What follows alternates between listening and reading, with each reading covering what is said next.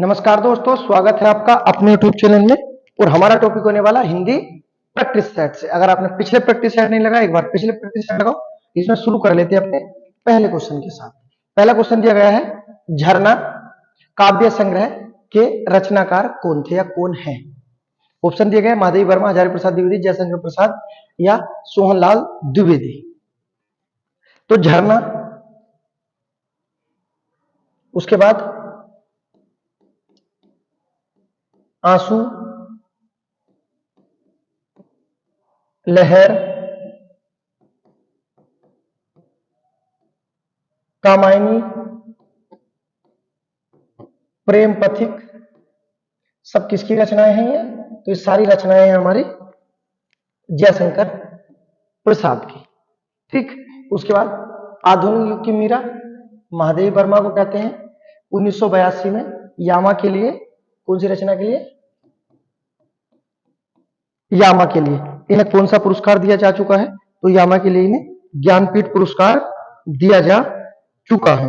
उसके बाद नेक्स्ट, अन्य रचनाओं में इनकी गीत पर्व आती है। कौन सी आती है, याद रखना,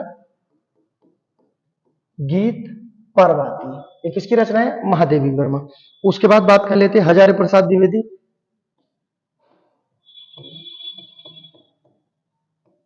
अशोक के फूल इनकी महत्वपूर्ण रचना है। ठीक, उसके बाद नेक्स्ट देखते हैं जो हमारा अगला क्वेश्चन दिया गया है। नेक्स्ट क्वेश्चन दिया गया है, तो इसका जो आंसर हो जाएगा हमारा झरना किसकी है? आपके जयशंकर प्रसाद की। अगला क्वेश्चन देखते हैं, क्वेश्चन नंबर 2, राम लला नछू के रचनाकार कौन है? दोनों क्वेश्चन में रचनाकार पूछे गए हैं, पहले में भी और दूसरे में भी। इसमें राम लला नछू के रचनाकार कौन है? ठीक है, जो राम लला नछू के रचनाकार है वही आपके राम चरित मानस के हैं। ठीक है, वही आपके बरवे रामायण के रचनाकार हैं। अन्य रचनाओं में जानकी मंगल और पार्वती मंगल है। तो जानकी मंगल, पार्वती मंगल, बरवे रामायण, रामचरितमानस और रामलला नछू के रचनाकार कौन है? हमारे तुलसीदास। ठीक है, उसके बाद रामचरितमानस में कितने खंडों में है या कितने कांडों में है आपको बताना है। उसके बाद इसकी भाषा क्या है? ये दोनों क्वेश्चन आपके लिए है। रामचरितमानस के कितने खंड है, अर्थात कितने खंडों में विभाजित है रामचरितमानस, और इसका सबसे बड़ा खंड कौन सा और सबसे छोटा कौन सा है। उसके बाद बात कर लेते हैं सूर्यकांत त्रिपाठी निराला के बारे में। इनकी जो रचनाएं हैं, परिमल, गीतिका, अर्चना, अनामिका, सारे लड़कियों के नाम है। सूर्यकांत त्रिपाठी निराला क्रांतिकारी कवि भी ने बोला जाता है। उसके बाद नेक्स्ट, सूरदास, सूरसागर और साहित्य लहरी, इनकी महत्वपूर्ण रचनाएं हैं। सूरसागर ब्रज भाषा में है। उसके बाद अगले जो दिए गए आपके क्वेश्चन दिया गया है, सुमित्र नंदन पंत के बारे में भी दिया गया है। इनकी कौन सी हो जाएगी? चिदम्बरा, गुंजन, काला और बूढ़ा चांद, ये सब किसकी? आपकी सुमित्र नंदन पंत की हो जाएंगी। तो हमारा जो आंसर हो जाएगा रामलाल नछू किसकी? आपकी तुलसीदास की रचना है। ठीक है, अन्य जो व्यक्तियों की रचना है वो भी याद रखना, क्योंकि अन्य में कोई सी भी आ सकती है। इसी वजह से जब प्रैक्टिस सेट करें तो तमीज से करें बिल्कुल, कि अगर अब किसी से भी आए तो हमारा गलत ना हो। उसके बाद देखते हैं नेक्स्ट अगला क्वेश्चन जो हमारा क्वेश्चन दिया गया है। क्वेश्चन आपका अलंकार से क्वेश्चन दिया गया है। चरण कमल बंदो हरिराई में कौन सा अलंकार है? चरण कमल बंदो हरिराई में हमारा कौन सा अलंकार है? अलंकार में 3 व्यक्ति आते हैं हमारे। पहले आते हैं आचार्य बामन, दूसरे आते हैं आचार्य दंडी, तीसरे आते हैं आपके केशवदास। केशवदास को अलंकार का सम्राट और अलंकार का बादशाह कहा जाता है। अलंकार का सम्राट, अलंकार का बादशाह किसे कहा जाता है? तो याद रखना केशवदास को। आचार्य बामन को अलंकार का प्रवर्तक अर्थात संस्थापक बोला गया है, जबकि अलंकार की परिभाषा किसके द्वारा व्यक्त की गई है? तो अलंकार की परिभाषा दी गई आचार्य दंडी द्वारा। नेक्स्ट क्वेश्चन दिया गया हमारा, जो दिया गया इसमें चरण कमल बंधुहरे में कौन सा अलंकार हो जाएगा? तो इसमें हमारा अलंकार हो जाएगा रूपक अलंकार। रूपक अलंकार की परिभाषा क्या होती है? कि इसमें उपमेय और उपमान में आरोप लगाया जाता है, अर्थात उपमेय को उपमान ही मान लिया जाता है। तो याद रखना किस अलंकार में आरोप लगाया जाता है?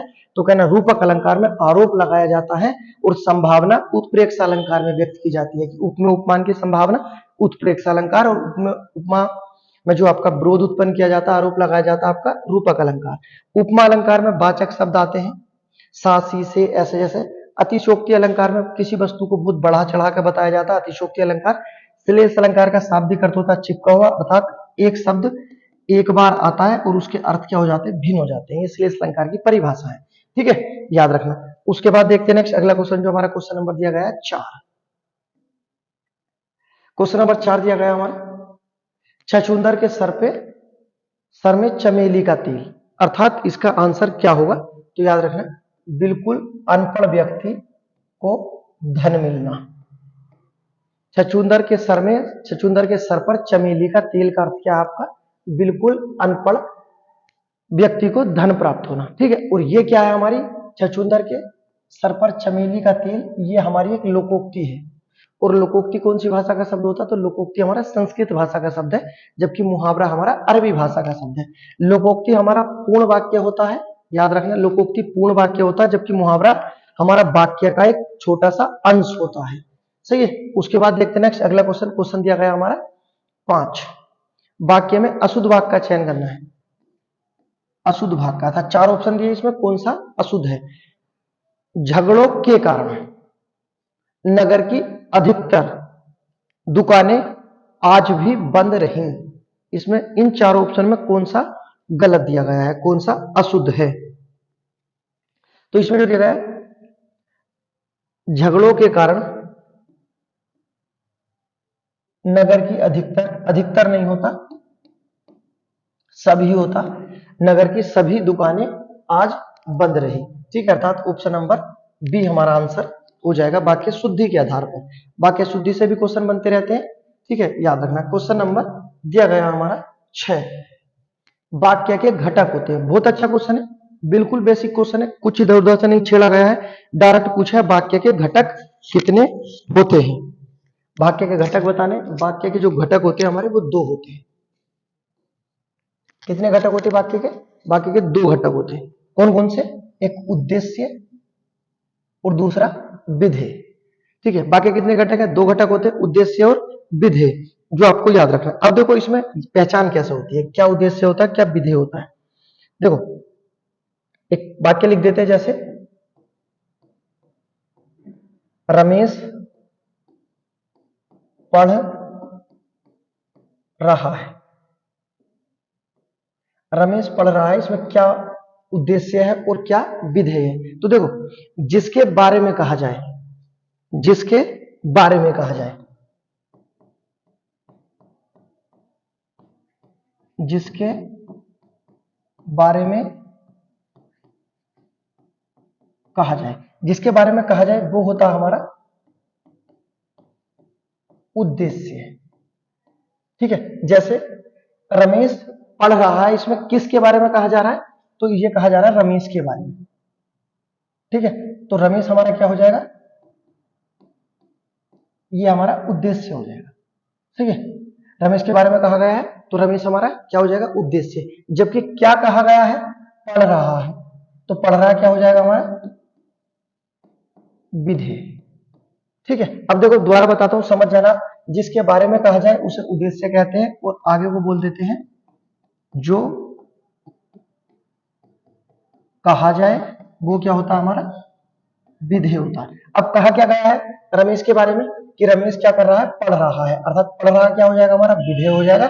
ये आपको इस तरह से याद रखना कि उद्देश्य क्या होता है जिसके बारे में कहा जाए, विधेय क्या होता है जो कहा जाए। अब जैसे रमेश पढ़ रहा है, इसमें उद्देश्य क्या है कहना रमेश, विधेय क्या पढ़ रहा है, उद्देश्य विधेय आपको क्लियर हो गए। बस आपको ये बता देना कि इसमें क्या होगा आपका, जैसे मैं लिख देता हूं सोहन और मोहन, सोहन और मोहन खेल रहे हैं। इस वाक्य में आपको बताना है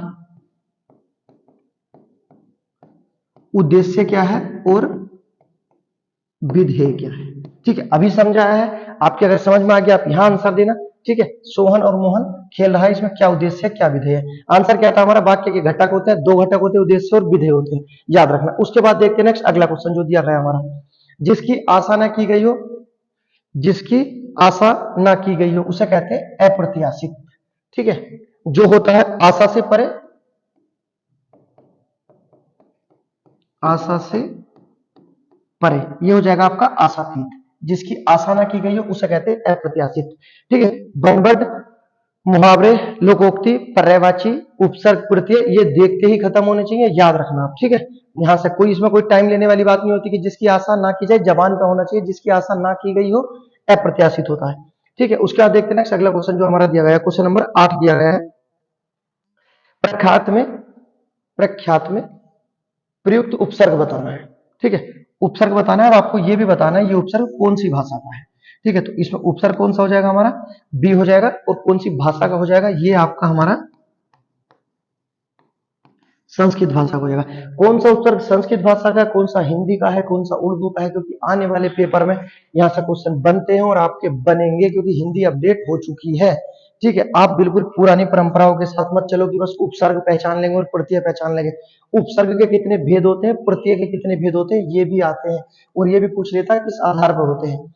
सही है, प्रैक्टिस सेट में क्वेश्चन आते रहते हैं, हम करते रहते हैं। उसके बाद देखते हैं अगला क्वेश्चन जो हमारा दिया गया है। देखो नेक्स्ट क्वेश्चन दिया गया है, एक अधिकार का विलोम शब्द, एक अधिकार का क्या हो जाएगा विलोम शब्द, एक अधिकार अनेकाधिकार। उसके बाद आ जाओ सीधे अगले क्वेश्चन पे, दिया गया है कमल का पर्यायवाची शब्द नहीं है। सही है, कज, पंकज, जलन, नीरज, सरोज, अंबुज, बारिश, पुंडरीक, सप्तरस, गोग्रंथ, सब किसके पर्यायवाची हैं आपके, कमल के पर्यायवाची। इसमें पूछा कौन सा नहीं है। ठीक है, पहले देख लेते हैं, कज पंकज, कज पंकज, कज पंकज जलज, सरोज, नीरज, कज पंकज, सब में जा रहे हैं, कज पंकज जलन नीरज सरोज। उसके बाद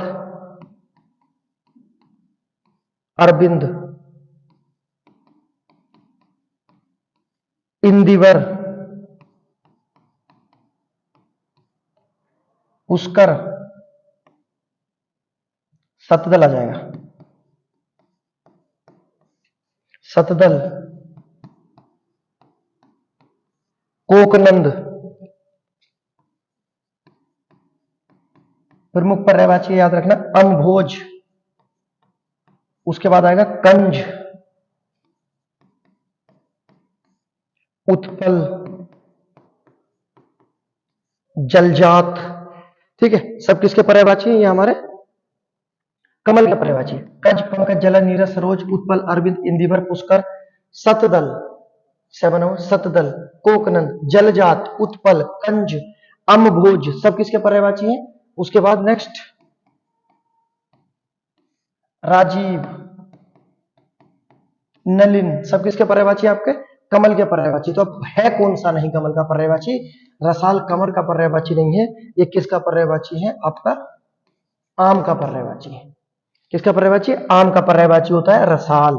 ठीक है, अन्य सब जो हमारे पर्यायवाची हैं आपको यही देख लेने हैं, कज पंकज जलज सरोज नीरज अरविंद इंदिवर पुष्कर सतदल कोकनंद, ये देखो जल के जात जलजात उत्पल, नया शब्द कंज अम्भोज राजीव नलिन। सही है, सब किसके पर्यायवाची हमारे, कमल के पर्यायवाची है। पर्यायवाची हिंदी की जड़ होती है, यहीं से हिंदी की शुरुआत होती है। उसके बाद देखते हैं नेक्स्ट अगला क्वेश्चन, क्वेश्चन नंबर 11, बिल्कुल बेसिक है, बच्चों वाला क्वेश्चन है, देखते ही उड़ा देना है। विशेषण के प्रकार कहां गए, 4, ये रहे। विशेषण के कितने प्रकार होते हैं, विशेषण के 4 प्रकार होते हैं। पूछा जाए कौन कौन से होते हैं, तो कहना गुणवाचक विशेषण, परिमाणवाचक विशेषण, संख्यावाचक विशेषण और संकेतवाचक या सार्वनामिक विशेषण। पूछा जाता विशेषण की अवस्थाएं कितनी होती है, विशेषण की अवस्था होता ना, विशेषण की अवस्था तो बता देते हैं हम 3। विशेषण की कितनी अवस्थाएं होती है, 3 होती। कौन सी होती है, पहली मूल अवस्था,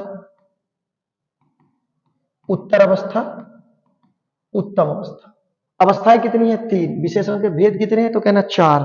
कौन कौन से, गुण, परिमाण, संख्या और सार्वनामिक। जबान को होना चाहिए एकदम गलत नहीं होना चाहिए। रचना के आधार पर विशेषण कितने होते हैं, रचना के आधार पर विशेषण होते हैं, रचना के आधार पर विशेषण होते हैं 2। कौन कौन से, रूल और यौगिक विशेषण। उसके बाद देखते हैं अगला क्वेश्चन जो हमारा दिया गया है, क्वेश्चन नंबर 12। इसमें दिया गया है सच्चरित्र किस मूल शब्द से बना है, मूल शब्द पूछा है। सच्चरित्र किस मूल शब्द से बना हुआ है। पहले बात कर लेते हैं, अगर हम इसका संधि विच्छेद में होता तो ये हमारी व्यंजन संधि हो जाती, कौन सा, व्यंजन संधि हो जाती। और इसका जो बल विच्छेद हो, संधि विच्छेद हो जाता सतधन चरित हो जाता।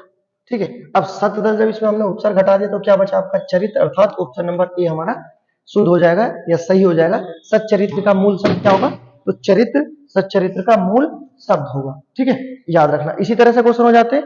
उसके बाद नेक्स्ट देखते हैं अगला क्वेश्चन जो हमारा क्वेश्चन नंबर दिया गया है 13। क्वेश्चन नंबर 13 दिया गया है, कौन सा शब्द बहुवचन है। अच्छा क्वेश्चन है, बहुवचन पूछा है। देखो वचन से क्वेश्चन है, आपको याद रखना है। वचन का शाब्दिक अर्थ क्या होता है, संख्या। वचन का शाब्दिक अर्थ पूछा जाता है, संख्या होता है। ठीक है, वचन की परिभाषा क्या होती है, जिससे एकता और अनेकता का पता चले, उसे वचन कहते हैं। हिंदी में वचन के कितने भेद होते हैं, हिंदी में 2 होते हैं, एक वचन और बहुवचन। संस्कृत में कितने होते हैं, 3 होते हैं, एक वचन, द्विवचन और बहुवचन। उसके बाद मराठी, गुजराती, मराठी और गुजराती भाषा में कितने वचन होते हैं, ये आपको बताना है। ठीक है, अब बात कर लेते हैं वचन। इसमें देखा कौन सा शब्द बहुवचन है, तो देखो बहुवचन क्या है हमारा, प्राण हमारा बहुवचन है, जो हमेशा बहुवचन रहेगा। अन्य शब्दों में दाम होता, ये हमारा बहुवचन हो जाता। आंसू बहुवचन शब्द हो जाता। दर्शन बहुवचन शब्द हो जाता। अगला शब्द जो सबसे महत्वपूर्ण है, याद रखना, अक्षत, स्टार लगा लो, घुमा देगा, जिस दिन आएगा अक्षत बहुवचन हो जाएगा। उसके बाद अन्य शब्दों में लोग हमेशा बहुवचन में आते हैं। ठीक है, तो ये शब्द है जो हमेशा घूमते रहते हैं बहुवचन के आधार पर, लोग, दाम, आंसू, दर्शन, अक्षत और प्राण। ठीक, उसके बाद देखते हैं नेक्स्ट अगला शब्द। क्वेश्चन पूछा आपका गुजराती और मराठी में आपको वचन बताना है। क्वेश्चन नंबर देखते हैं, क्वेश्चन नंबर 14 दिया गया है, शुद्ध वर्तनी का चयन किया गया है, देखते उड़ा देना है। कवित्री पूछा गया है, कौन सा शब्द इसमें शुद्ध होगा आपका, कवित्री, अर्थात ऑप्शन नंबर ए हो जाएगा। ठीक है, इस पर कोई टाइम नहीं लगाना, आगे देखते हैं। सभी भारतीय गीता के महात्म्य से परिचित है, अर्थात इसमें पूछा है महात्म्य का शुद्ध रूप क्या होगा। ठीक है, क्वेश्चन नंबर 15 में भी आपका शुद्ध रूप ही पूछा है। सभी भारतीय गीता के महात्म्य से परिचित है, तो महात्म्य कौन सा शब्द होगा हमारा सही, ऑप्शन नंबर डी हो जाएगा, महात्म्य। ठीक है, याद रखना, महात्म्य आता है, महात्मा भी आता है, दोनों याद रखना, दोनों आधे शब्द एक साथ आए हैं। उसके बाद जबकि हिंदी का एक रूल होता है, 2 शब्द एक साथ आते नहीं है, लेकिन जैसे महात्म्य में आ गए, उज्जवल में आ गए, इस तरह से आते रहते हैं। उसके बाद देखते हैं नेक्स्ट अगला क्वेश्चन जो हमारा दिया गया है, क्वेश्चन नंबर 16। क्वेश्चन नंबर 16 में दिया गया निम्नलिखित में कौन सा घोष शब्द है, अर्थात सघोष शब्द है, ये बताना है। क्वेश्चन नंबर 16 में बताना है आपको कौन सा घोष है। देखिए ये जो दिया गया हमारा है, ये क्या है हमारा, घोष है। ठीक है कौन सा है हमारा, ये हमारा घोष है, क्योंकि है जो आता है हमारा, ये हमारा उष्म संघर्षी व्यंजन में आता है कहां पर आता है हमारा, उष्म संघर्षी व्यंजन में आता है, क्योंकि उष्म संघर्षी व्यंजन में जो आते हैं हमारे से, फिर से षटकोण वाला से और ये है आते हैं। ये हमारे चारों क्या है, उष्म संघर्षी व्यंजन है। और ये जो हमारे तीनों जो हमारे स आते हैं, जो हमारे स है, ये हमारे अघोष होते हैं, जबकि है हमारा सघोष होता है। ठीक है को अन्य किस नाम से जानते हैं हम, याद रखना, इसे हम हंसपद भी बोलते हैं। उच्चारण के आधार पर ये हमारा कंठ भी होता है। अन्य शब्द में इसे हम काकल्य ध्वनि भी कहते हैं। तो देखो है के कितने सारे रूप हैं, हंसपद, कंठ, सघोष, काकल्य ध्वनि। ठीक है, याद रखना। उसके बाद नेक्स्ट अल्पप्राण महाप्राण में क्या होगा, ये महाप्राण हो जाएंगे। चारों ही उष्म संघर्षी वाले महाप्राण ही होते हैं। ठीक है, याद रखना। तो निम्न में कौन सा घोष था, तो हमारा ऑप्शन नंबर डी हो जाएगा। है हमारा क्या था, घोष था। जबकि थ क्या है हमारा, जो दिया गया है, तो ये तो हमारा स्पर्श व्यंजन में आता है। थ किस में आता है, स्पर्श व्यंजन में। स्पर्श व्यंजनों की संख्या 25 और वर्ग 5। स हमारा फिर से आ गया, उष्म संघर्षी में आता है ये हमारा, और ये हमारा अघोष है। च हमारा जो आता है आपका स्पर्श व्यंजन में है, और ये हमारा अघोष होता है। ठीक है, तो ऑप्शन हमारा डी हो जाएगा, सही है हो जाएगा। ठीक है, याद रखना। उसके बाद देखते हैं नेक्स्ट, एक चीज और बता देता हूं मैं आपको। जैसे हम एक शब्द लिख देते हैं, हम दुख लिखते हैं। ठीक है, ये हमने दुख लिख दिया। इसमें यह भी क्वेश्चन पूछा जाता है कि ये जो बिंदी आती है, इसे आप क्या कहते हैं, विसर्ग कहते हैं। ये किसकी आवाज देते हैं, तो ये है की देते हैं। ठीक है, दुख किसकी आवाज देगा, ये आपका है की। जो हमारी ये आते हैं आपके विसर्ग किसकी आवाज देते हैं, तो याद रखना है की आवाज देते हैं। उसके बाद देखते हैं नेक्स्ट अगला क्वेश्चन जो दिया गया है, क्वेश्चन नंबर 17। क्वेश्चन नंबर 17 दिया, निम्नलिखित में कौन सी भाषा संस्कृत भाषा की अपभ्रंश है। अपभ्रंश का शाब्दिक अर्थ होता है टूटा हुआ या खंडित। सही है, अपभ्रंश का शाब्दिक अर्थ होता है टूटा हुआ या खंडित, याद रखना। उसके बाद देख लेते हैं इसमें जो दिया गया है संस्कृत अपभ्रंश कौन सा है आपका, ऑप्शन नंबर ए हो जाएगा हमारा, पाली हो जाएगा। उसके बाद अन्य आपको याद रखना, पाली हमारी पहली जनभाषा थी। भारत की पहली जनभाषा कौन सी थी, तो कहना पाली थी। और जनभाषा किसके समय बनाई गई थी, तो सम्राट अशोक के समय बनाई गई थी। भारत की पहली जनभाषा कहना पाली थी। ठीक है, किसने बनाई थी, सम्राट अशोक द्वारा बनाई गई थी। अन्य जबकि ब्रज भाषा, अब देखो आप यहां कंफ्यूज मत होना, इसमें लिखा ब्रज और भाषा, जबकि ये भाषा नहीं होती भाई, ये क्या है, ब्रज तो एक बोली है। तो सर इसके साथ भाषा क्यों लिखा, इसकी इस वजह से लिखा गया कि इसका आकार, इसका रूप बहुत बड़ा हो चुका है। ये भारत में 3 करोड़ व्यक्ति, लगभग 3.5 करोड़ व्यक्ति इसे बोलते हैं। इस वजह से हमने इसे क्या बोल दिया, ब्रज को बोली ना बोलकर भाषा बोल दिया। जबकि ब्रज क्या है, एक बोली है, भाषा मत लगा देना। ठीक है, मथुरा वाले क्षेत्र में बोली जाती है ये। इसे अन्य किस नाम से जाना जाता है, सूरसेन के नाम से जाना जाता है। और ये कौन से अपभ्रंश में आती है, तो याद रखना सूरसेन अपभ्रंश में आती है। ब्रज किस में आती है, सूरसेन अपभ्रंश में। अन्य नाम क्या है, सूरसेन। ठीक है, ब्रज क्या भाषा है या बोली है, तो कहना सर बोली है ब्रज, सबसे ज्यादा बोली जाने वाली बोली है। और ये भी याद रखना कि सबसे प्राचीन बोली कौन सी है, तो कहना ब्रज ही है। कहां बोली जाती है, मथुरा और आगरा वाले क्षेत्र में बोली जाती है। ठीक है, पाली जनभाषा थी। उसके बाद देखते हैं नेक्स्ट जो हमारी अवधि है, रामचरितमानस इसी में लिखी गई है तुलसीदास द्वारा। ये किस में आती है, ये हमारी अर्ध मागधी के अंतर्गत आती है। और अर्ध मागधी की सबसे बड़ी बोली कौन सी है, तो कहना अवधि। कहां बोली जाती है, अवध क्षेत्र में, अर्थात लखनऊ के क्षेत्र में ये बोली जाती है। अब बात कर लेते हैं हम मेन खड़ी बोली और इससे बनने वाले सभी क्वेश्चन। खड़ी बोली को अन्य किस नाम से जानते हैं, कोरबी के नाम से जानते हैं। और क्या बोलते हैं, खड़ी बोली को मानक भाषा बोलते हैं। उसके बाद खड़ी बोली को अन्य नाम, देखो खड़ी बोली को बोला जाए, खड़ी बोली बोलते हैं, जैसे मेरी खुद की भाषा खड़ी बोली है, क्या बोला इसे, गवारू भाषा। ये खड़ी भाषा जो आपकी खड़ी बोली क्या है, गवारू भाषा है। और ये किस व्यक्ति ने बोला था, तो नाम याद रखना, अब्दुल हक नामक व्यक्ति द्वारा बोला गया है। तो खड़ी बोली को गवारू किसने बोला, कहना अब्दुल हक ने बोला है। उसके बाद नेक्स्ट इसी खड़ी बोली को परदेसी किसने बोला, परदेसी परदेसी। ठीक है, तो ये बोला आपका हमारे आधुनिक हिंदी के जनक भारतेंदु हरिश्चंद्र ने। ठीक है, तो ये खड़ी बोली के नाम है, कोरबी मानक भाषा, ठीक है, परदेसी या गवारू नाम आएंगे। किसके हैं सब? ये आपके खड़ी बोली के। ठीक है, इसका क्षेत्र मथुरा आ जाता है, मथुरा नहीं सॉरी, मथुरा तो ब्रज का होता है। इसका क्षेत्र आता है आपका मेरठ, बिजनौर, मुरादाबाद, मुजफ्फरनगर, सब खड़ी बोली के क्षेत्र है। ठीक, याद रखना जो हमारे इन भाषाओं से बनने वाले क्वेश्चन है। उसके बाद देखते हैं नेक्स्ट अगला क्वेश्चन, क्वेश्चन नंबर दिया गया हमारा क्वेश्चन नंबर 19। अब देखो क्वेश्चन नंबर 18 है, अभी बचा हुआ है। अच्छा क्वेश्चन है। अब देखो क्वेश्चन नंबर 18 भी, 19 भी और 20 भी जनसंचार से क्वेश्चन है, और जनसंचार से क्वेश्चन हमारे आते हैं। तो जनसंचार से क्वेश्चन करने हमें, जो हमारा दिया गया है, देखो निम्नलिखित में से फेसबुक की स्थापना किस समय हुई? बहुत सारी चीजें आएंगी, आपको याद रखना। फेसबुक की स्थापना बेसिक आपको पता होगा कि फेसबुक की स्थापना कब की गई थी? 2004 में की गई थी। ठीक है, किसके द्वारा? मार्क जुकरबर्ग फेसबुक के संस्थापक है, इन्हीं के द्वारा फेसबुक की स्थापना की गई थी। ठीक है, 2004। अब इससे अलग जो आपको याद रखना है, देखो आपको याद रखना है, पूछा जाता है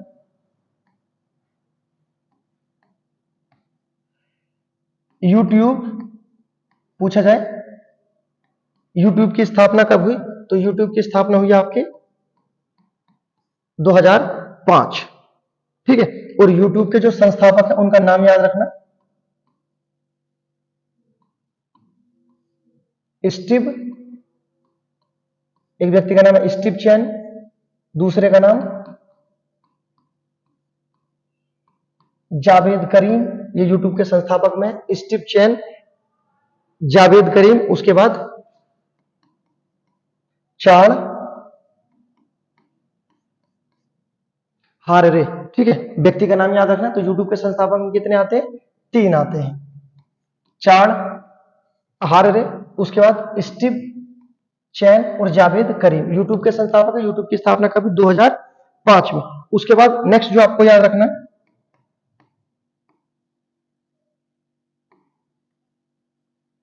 व्हाट्सएप की स्थापना कब हुई? तो व्हाट्सएप की स्थापना हुई 2009।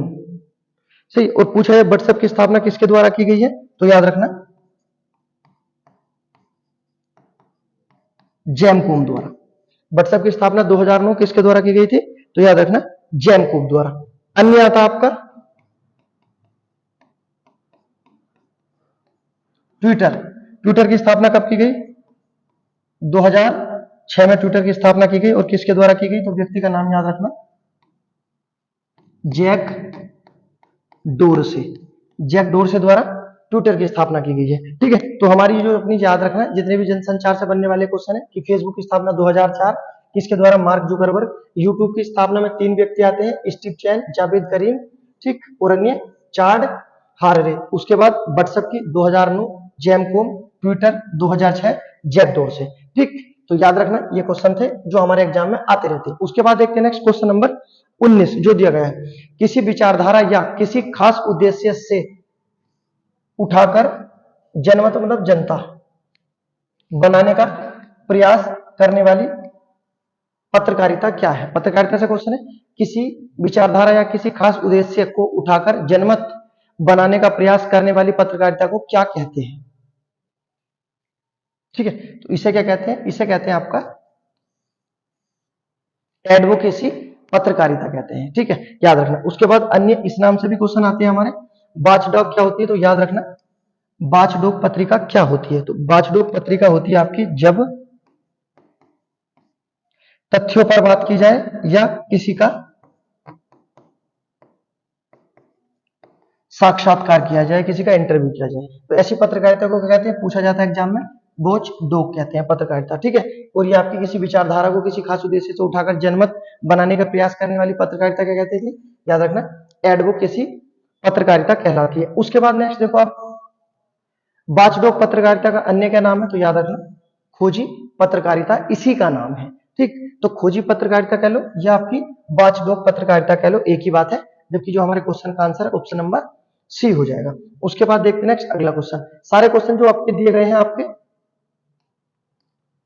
क्वेश्चन नंबर 18, 19 और 20 तीनों किससे? हमारे जनसंचार से ही क्वेश्चन थे। इसमें दिया गया है प्रिंट मीडिया में डेस्क क्या है? जो प्रिंट मीडिया होती है उसमें डेस्क क्या होता है? नाम पूछा है, शब्दावली के आधार पर क्वेश्चन आए हैं, आपको बताना है कि प्रिंट मीडिया में डेस्क क्या होता है। तो प्रिंट मीडिया में जो डेस्क होता है वो हमारा कौन होता है? संपादन होता है। ठीक है, याद रखना। उसके बाद नेक्स्ट जो आप बात कर लेते हैं अपने गिव अवे के बारे में। गिव अवे में आपको जो बताना है, आपको बताना है कृत प्रतियों की संख्या कितनी होती है। पहला क्वेश्चन तो आपका ये है गिव अवे में कि बताना आपको कृत प्रतियों की संख्या कितनी होती है। उसके बाद नेक्स्ट जो आपको क्वेश्चन बताने हैं कि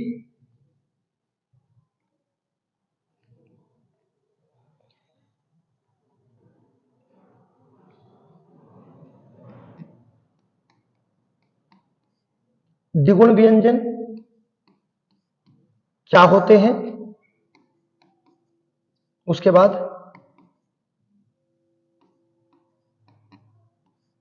ताड़नजात व्यंजन क्या होते हैं।